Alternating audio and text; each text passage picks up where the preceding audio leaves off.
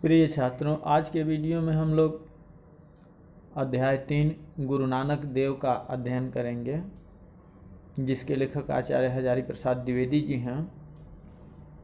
तो यहाँ पर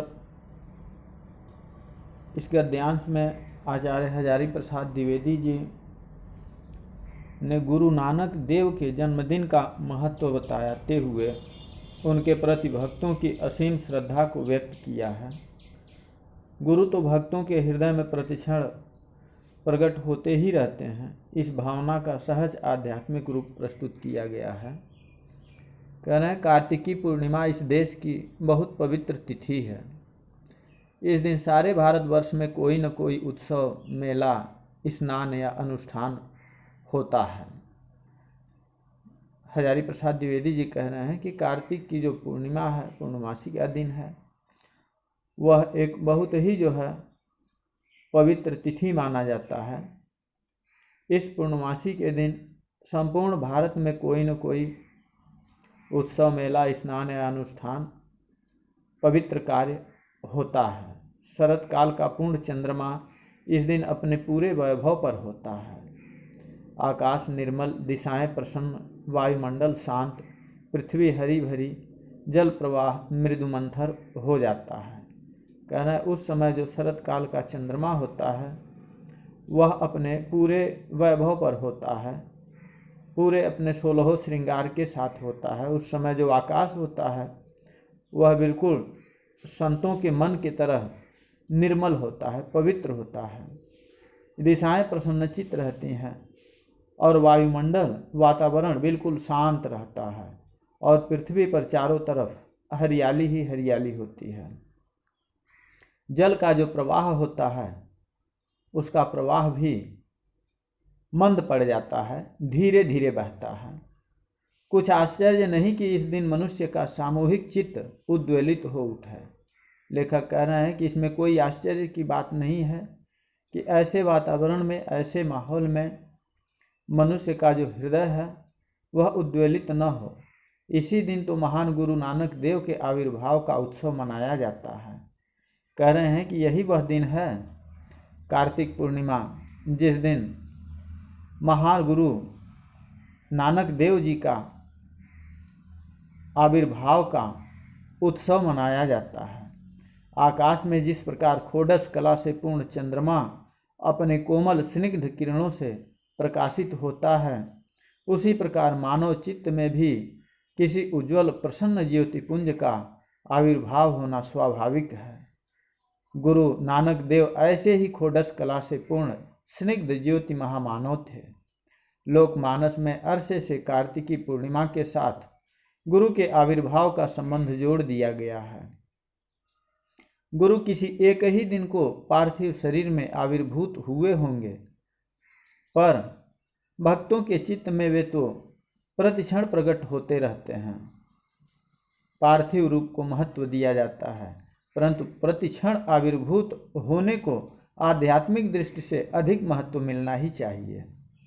इतिहास के पंडित गुरु के पार्थिव शरीर के आविर्भाव के विषय में वाद विवाद करते रहें, इस देश का सामूहिक मानव चित्त उतना महत्व नहीं देता है। लेखक कह रहे हैं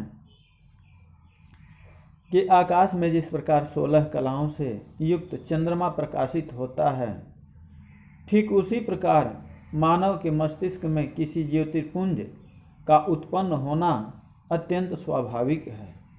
गुरु नानक देव ऐसे ही 16 कलाओं से युक्त स्निग्ध ज्योति महामानव थे। हमारे देश की जनता बहुत समय से गुरु नानक देव के जन्म को कार्तिक महीने की पूर्णिमा के दिन मनाती आ रही है। गुरु नानक देव तो किसी एक ही दिन अपने भौतिक शरीर से प्रकट हुए होंगे, किंतु श्रद्धालु भक्तगणों के हृदय में तो वे सदैव ही आध्यात्मिक रूप से प्रकट होते रहते हैं। यद्यपि भौतिक रूप से जन्म लेने को महत्व दिया जाता रहा है, फिर भी प्रतिक्षण आध्यात्मिक दृष्टि से जन्म लेने का अधिक महत्व समझा जाना चाहिए, ऐसा लेखक का मत है। यद्यपि इतिहास के विद्वानों के मत में उनकी जन्म तिथि संबंधी विवाद है, किंतु उस देश की जनता का सामूहिक मन इस बात पर विशेष ध्यान नहीं देता। उसके मन में जो जन्म संबंधी धारणा बन गई है उसके लिए वही सत्य है। उसे तो इसके माध्यम से अपने गुरु को पूजना है, सो वह कार्तिक पूर्णिमा को पूज लेता है। कह रहे हैं गुरु जिस किसी भी शुभ क्षण में चित्त में आविर्भूत हो जाएं, वही क्षण उत्सव का है। हजारी प्रसाद द्विवेदी जी कह रहे हैं कि गुरु जब भी कभी हमारे मन में, मानस पटल में अवतरित होते हैं, आविर्भूत होते हैं, तो ये समझ लीजिए कि वही क्षण उत्सव का है, वही क्षण उल्लसित कर देने के लिए पर्याप्त है।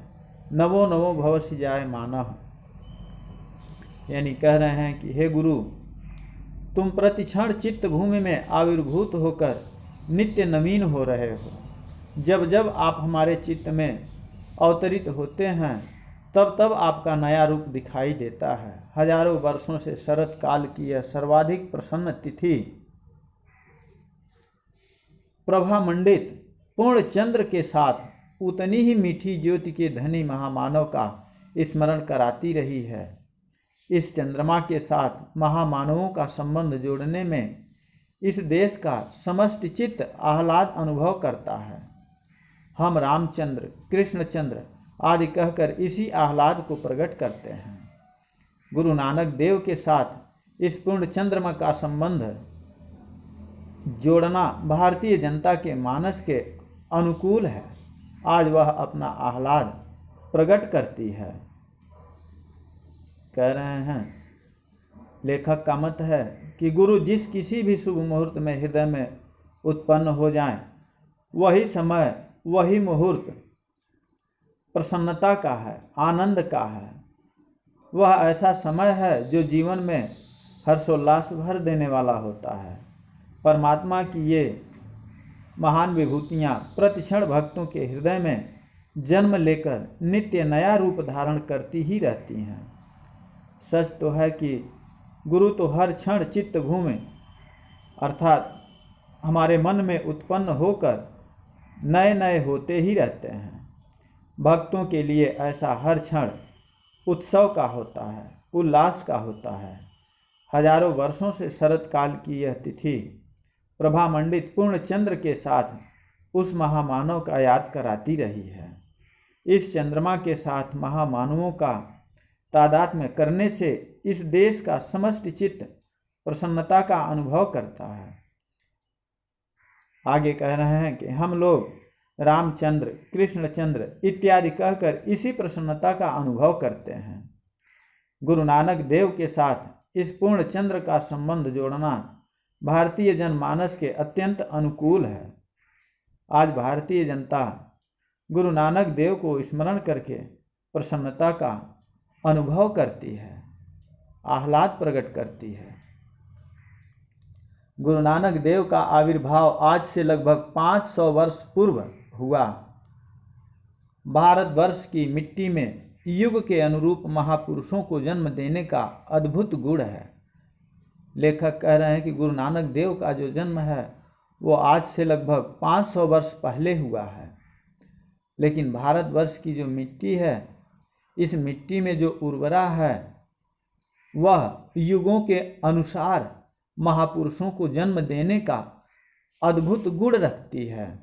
यानी जिस युग में जिस प्रकार के महापुरुष की आवश्यकता हुई है, उस युग में उस महापुरुष को जन्म देने की क्षमता हमारे भारतवर्ष की मिट्टी में है।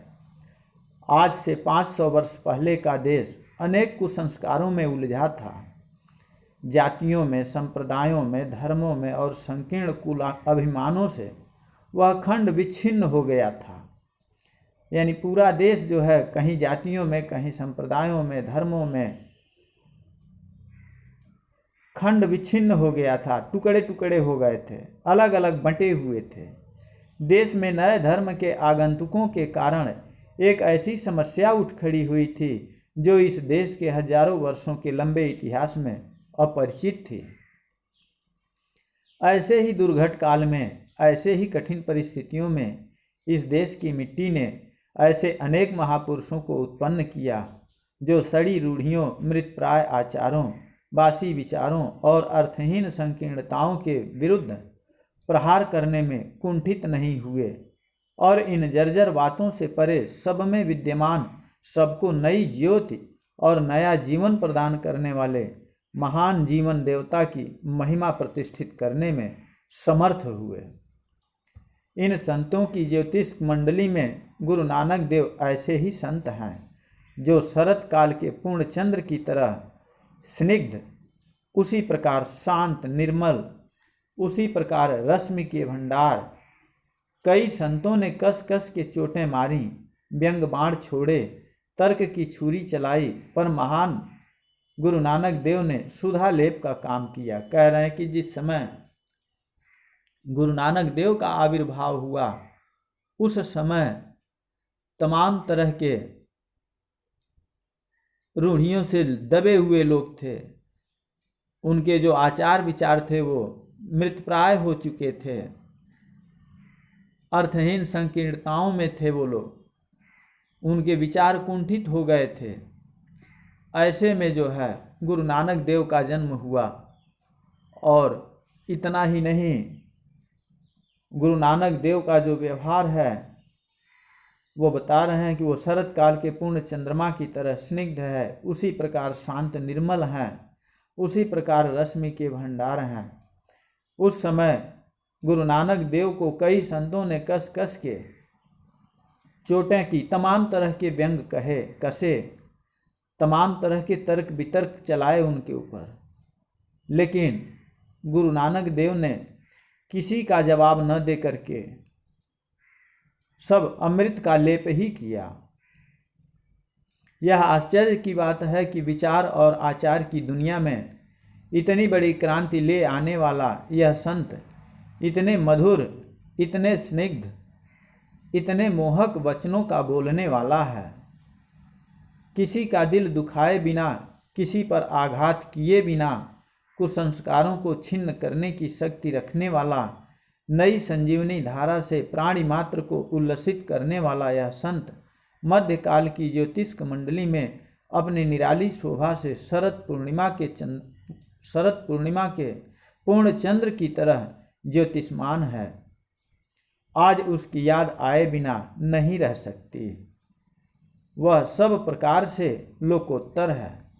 उसका उपचार प्रेम और मैत्री है। उसका शास्त्र सहानुभूति और हित चिंता है। वह कुसंस्कारों के अंधकार को अपने स्निग्ध ज्योति से भेदता है। मुमूर्षु प्राणधारा को अमृत का भांड उड़ेल कर प्रवाहशील बनाता है। कह रहे हैं कि गुरु नानक देव के पास सिर्फ दो ही उपचार का माध्यम है और वो है प्रेम और मैत्री। इससे वह किसी को दुख पहुँचाए बिना, किसी को कष्ट पहुँचाए बिना सबकी समस्याओं का समाधान कर देते हैं।